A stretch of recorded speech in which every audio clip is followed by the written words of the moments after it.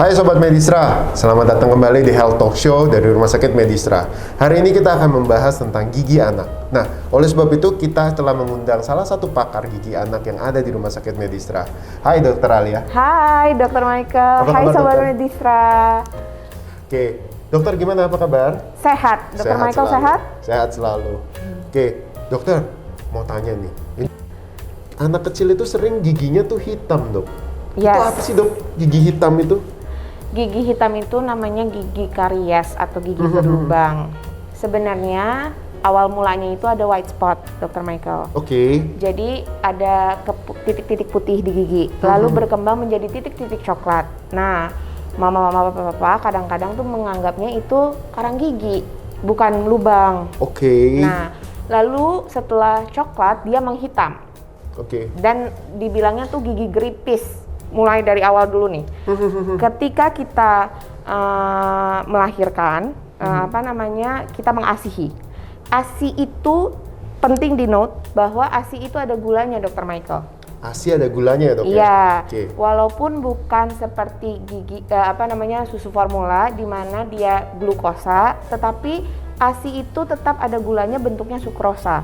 Sehingga dari mulai bayi lahir, walaupun tidak ada giginya, itu harus dibersihkan. Kenapa? Karena pada mulut yang bersih, gigi yang tumbuh itu akan menjadi lebih sehat. Oke. Gitu. Dipotong dulu nih, dok. Iya. Dipotong dulu. Gimana cara ngebersihin gigi anak bayi itu sih, dok? Atau ngebersihin mulutnya yang benar dan tidak melukai gusinya? Gampang banget sebenarnya. Setiap kali kita ASI kan tuh biasanya baru lahir kita kan ASI 2 jam sekali tuh. Kanan kiri. Nah, yang perlu dilakukan adalah cuman pakai cotton ball atau pakai kasa, lalu sediakan air hangat. Kita masukkan ke air hangat itu, kita bersihkan gusinya. Jadi dielap aja. Oke, that's Gitu. simple loh Sobat Medistra. Simple banget. Itu setiap kali. Walaupun tidak ada giginya, itu gusi. Nah, ini penting. Kalau gusinya bersih, pada saat tumbuh gigi 6 bulan atau sekitar 6 bulan kira-kira 1 tahun, dia tidak akan sumeng atau tidak akan panas. Oke, itu clue tuh teman-teman Sobat Medistra. Kalau gusinya bersih, ketika tumbuh gigi di anak bayi tidak akan ada yang namanya sumeng atau panas. Yes, jadi mitos bahwa anak tumbuh gigi mau pinter panas dulu nih, nggak benar. Jadi itu benernya gara-gara infeksi ya, dok ya? Iya, benar. Itu kalau bahasa medisnya kita ngomongnya infeksi. Benar. Jadi yang harus dilakukan adalah dari mulai awal tidak ada gigi, kita tetap harus membersihkan, dilap aja. Kalau sekarang tuh banyak banget deh, ada washcloth namanya, ada kayak handuk kecil untuk membersihkan mulut gitu. Ada tisu untuk gigi, itu semuanya aku bilang boleh aja, nggak apa-apa, nggak jadi masalah. Tapi yang paling simpel adalah kasa atau kapas, that's it. Itu mudah banget ya, dok, didapetinnya. Dan mudah. airnya juga tinggal kita hangatin sendiri Iya. kan? Air minum biasa di rumah, Air tinggal minum kita biasa di hangatkan rumah. dan selesai. Nggak perlu repot-repot harus kemana-mana ya, dok? Yes, benar. Oke, balik dok, tadi yang ke gigi Iya. hitam. Tadi kan dokter bilang kalau misalnya itu adalah sebenarnya karies gigi. Yes. Nah, dari awal ASI itu sudah ada gula. Yes. Seberapa sih bahayanya gula untuk gigi itu sih, dok? Soalnya dari tadi dokter concernnya kan gulanya. Oke. Sebenarnya pada anak-anak itu gula itu kalau normal giginya akan terselamatkan. Contoh, negara-negara lain bukan negara Indonesia itu memiliki tingkat kariesnya itu lebih rendah dibanding Indonesia. Indonesia tuh 93% anak Indonesia itu udah terkena lubang. 93% loh. Kenapa bisa begitu? Karena makanannya, dietnya.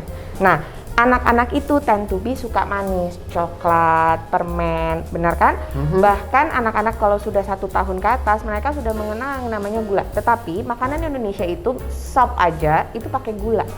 Iya. Empal aja pakai gula. Ikan saja pakai gula. Jadi, aku tidak melarang sebenarnya gulanya. Tetapi yang harus digarisbawahi adalah pembersihannya. Kedua, minum air putihnya. That's it, Dr. Michael. Kalau anak-anak itu pembersihannya 2 kali sehari, setiap kali sikat gigi itu 2 menit, jadi 2 kali sehari dan setiap sikat gigi 2 menit. Sama satu lagi, minumnya sesuai dengan kadar umur. Nah, ini boleh ditanya ini sama DSA-DSA-nya, dokter gigi anak, dokter anaknya, dokter spesialis anak. Pada anak usia 0 sampai 3 tahun itu berbeda kadar air yang diperlukan dengan 3 sampai 6 tahun. Berbeda pula dengan anak usia 6 sampai 12 tahun. Kadar air itu berfungsi untuk air ludah. Jadi kandungan air yang cukup di badan akan membasahi mulut dengan baik sehingga proses pembersihan sehabis kita makan itu akan dengan sendirinya baik. Sehingga gigi hitam, gigi geripis, karies, lubang tidak akan terjadi. That's it. Sebenarnya tuh simpel banget. Kita perhatiin anak kita. 1, sikat giginya benar apa enggak? 2 menit. Setiap kali sikat gigi 2 kali sehari dan 2 menit waktunya. Kedua, apakah minumnya cukup? Ketiga, kalau mau dibatasi untuk masalah diet gulanya dan minum susunya, itu kembali lagi ke kebutuhan masing-masing anak. Oke. Nah, gitu. Dokter ada sempat ngomong adalah tentang diet susu.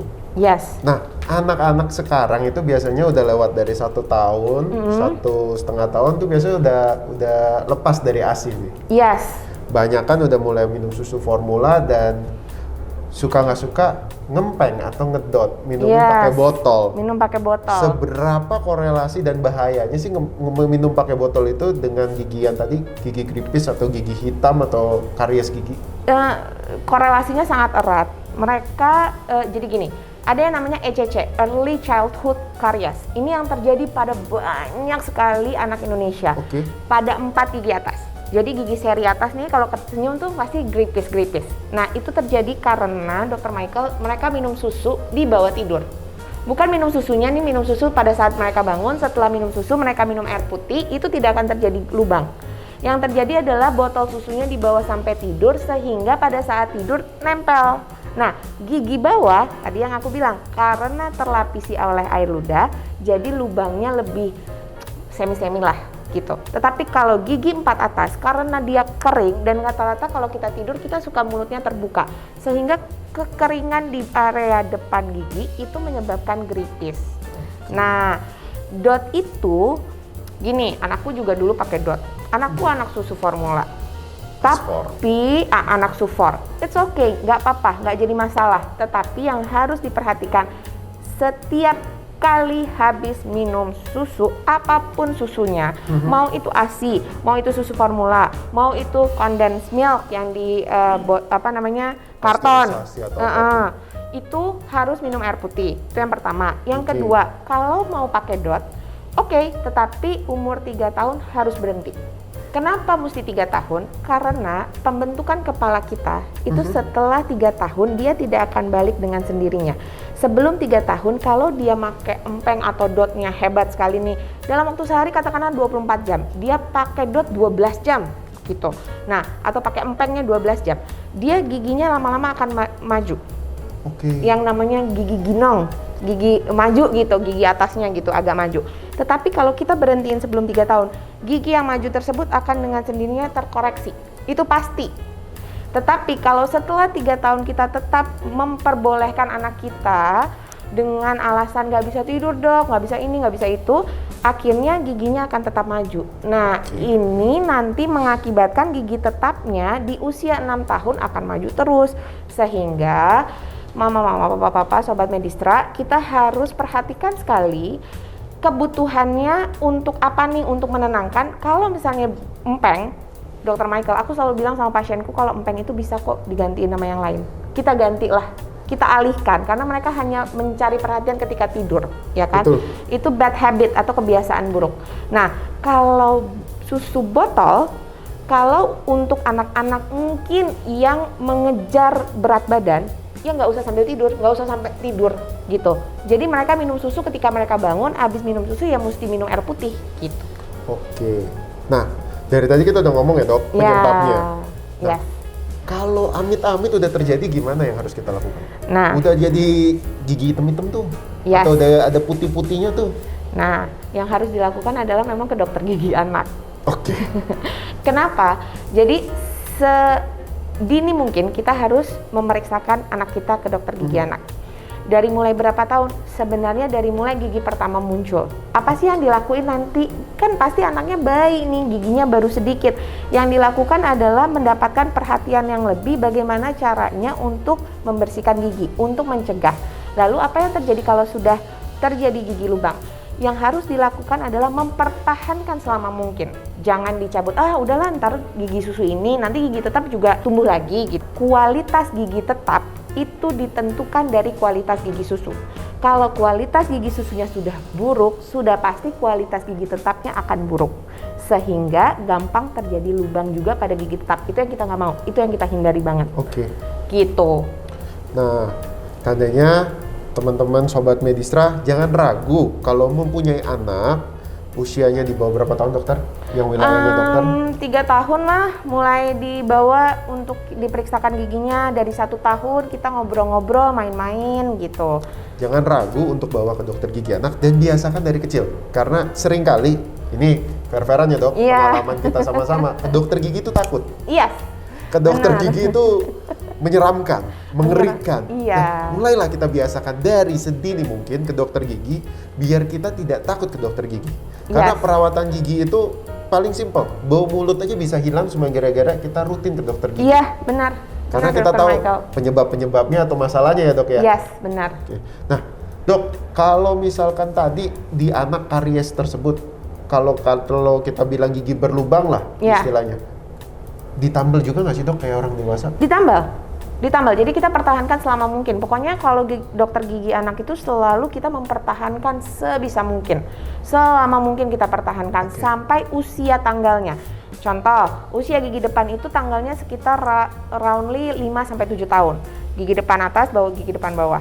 Lalu gigi yang belakang, gigi susu belakang sama taring itu sekitar 8-11 tahun.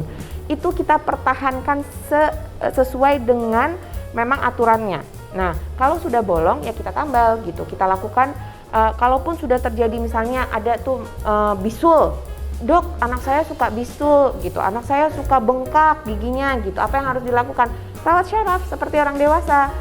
Hanya lebih simpel lah daripada orang dewasa, karena orang dewasa kan memiliki akar yang banyak. Kalau anak-anak itu akar giginya tuh simpel banget gitu. Nah, ingat ya, balik lagi ke yang tadi, di bawah gigi susu terdapat gigi tetap yang belum terbentuk.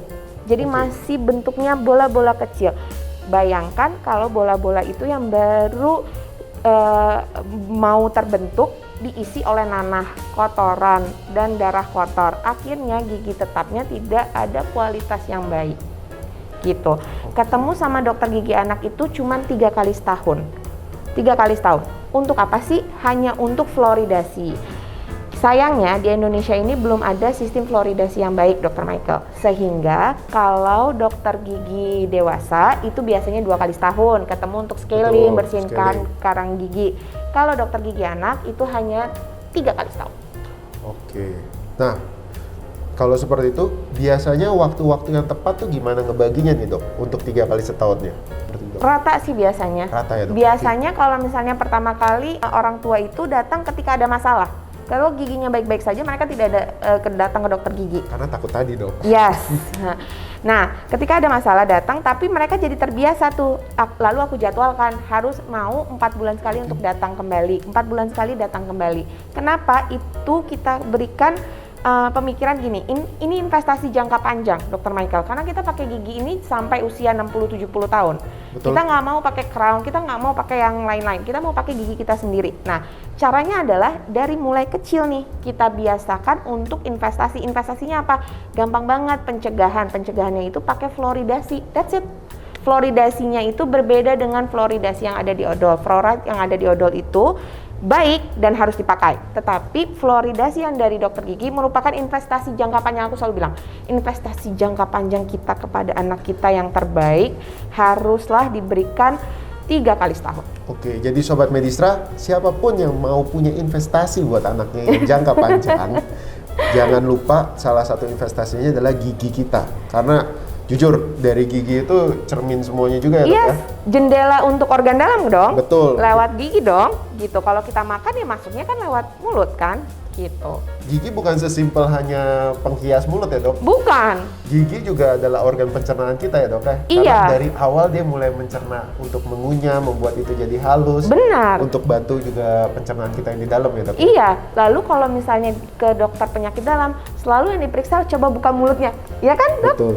Gitu. Nah, jadi kita investasi jangka panjang itu adalah yang penting kita lakukan kepada anak kita. Kenapa? Kita pengen dong generasi kita ke bawah itu lebih baik daripada kita.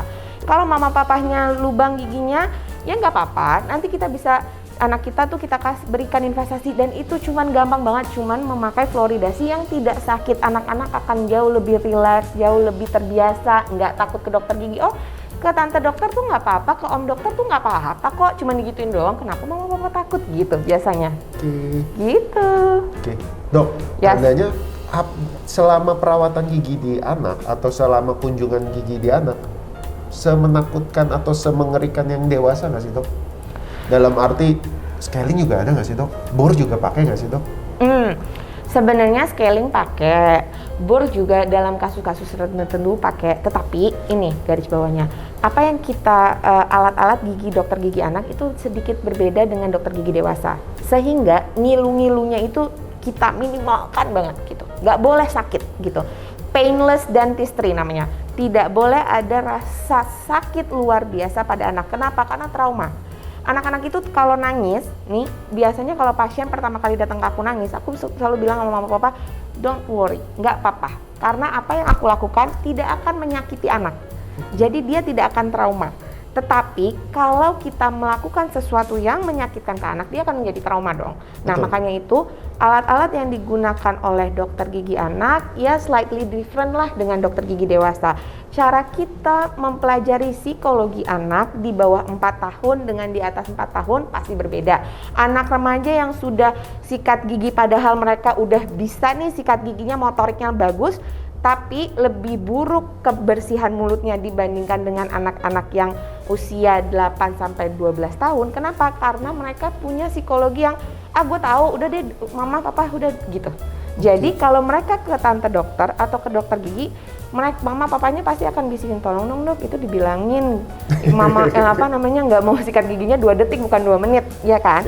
Nah, itu yang kita selalu usahakan sampai usia 18 tahun. Kenapa usia 18 tahun? Usia 18 tahun tulang rahang gigi anak perempuan dan anak laki-laki sudah selesai berkembang. Gitu. Jadi kita harapkan di usia 18 tahun giginya bagus. Gitu loh dok. Jadi dok, kita ngambil kesimpulan dikit ya yang Yes. dokter tadi bilang. Jangan ragu untuk ke dokter gigi anak, Yes. karena dokter gigi anak itu tidak menakutkan, Enggak. tidak menyeramkan, dan tidak Tidak. membuat trauma. Jadi kalau selama ini dibilang dokter gigi menakutkan atau apa, dokter gigi anak pendidikannya beda loh. Beda. Dokter belajar lagi yang tadi dokter bilang, Yes. psikologinya, gimana nge-treatnya, seperti itu. Yes, benar sekali. Dok, pertanyaan terakhir dok. Yes. Aman nggak sih dok kalau kita mau berinvestasi untuk anak kita ke dokter gigi sekarang? Apalagi di era pandemi seperti ini. Aman. Dokter Michael, kita udah pandemi ini udah 2 tahun dan hampir mau 3 tahun. Aku selalu bilang sama pasien-pasienku, apalagi rumah sakit Medistra. Medistra itu memiliki APD yang super lengkap, dokternya dilengkapi oleh APD. Kita pakai UV light, kita pakai disinfektan based on CDC. Jadi disinfektannya kuat banget sobat Medistra. Ketiga, kita pakai air purifier, bahkan kita buka jendela kita dan punya exhaust. Sehingga ventilasi, durasi, jarak itu semuanya sudah aman. Kalau kita tunda lagi, ini karena dulu Delta, sekarang Omicron gitu kan dokter. Kapan kita mau ke dokter gigi? Nah, saranku adalah kepada sobat Medistra, jangan takut ke dokter gigi. Menunda hanyalah akan memperburuk keadaan. Nah, sedangkan kalau gigi abses, imun turun. Betul. Kalau gigi anak nih memiliki masalah, imunnya langsung akan drop. Kalau imun drop, malah dia gampang terkena bakteri atau virus lain, yaitu COVID salah satunya. Aku selalu bilang harus dibebaskan dahulu mulutnya dari semua infeksi atau ada gigi lubang atau apa, sehingga imunnya berperangnya melawan COVID aja. Jangan berperangnya melawan yang ada di mulut. Betul. Gitu. Oke dokter. Dokter, terima kasih banyak ya dokter Terima atas kasih. waktunya. Sobat Medistra, semoga sesi ngobrol-ngobrol santai kita, talk show kita berguna untuk teman-teman Sobat Medistra di rumah. Dan jangan lupa, ingat selalu, investasi anak dimulai dari usia dini. Dan jangan lupa untuk ke dokter gigi anak. Saya dengan Dr. Michael, dengan Dr. Gigi Galilea. Sampai jumpa. Sampai jumpa.